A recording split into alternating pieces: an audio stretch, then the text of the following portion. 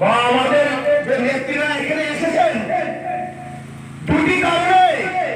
কারণটা হচ্ছে এই বিজেপি সরকার দুর্নীতিবাদী সরকার, আমাদেরকে বাঁচতে দিচ্ছে না, বাঙালি ভাইদেরকে বাঁচতে দিচ্ছে না। ওখানে বাঙালি বলে দাঙ্গা শুরু করে দিচ্ছে, ঘরে ঘরে দাঙ্গা। এখানে বাবুছড়া বাজারে আজকে 100 থেকে উপরে ধ্বনি করার কথা ছিল, গতকালকে রাতে থেকে ওদেরকে হুমকি ভয় দেখিয়ে যাচ্ছে। তারা কি করে আসবে, কি করে আসবে, ওদের তো পানি ভয় আছে।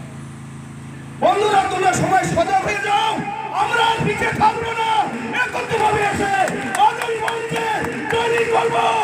আর মহারাজ পণ্ডিত কিশোরানীকে আমরা দেখিয়ে দেবো, বাঙালি ভাইরা আমরা মহারাজের দলে আছি, থাকবো, চিরকাল থাকবো।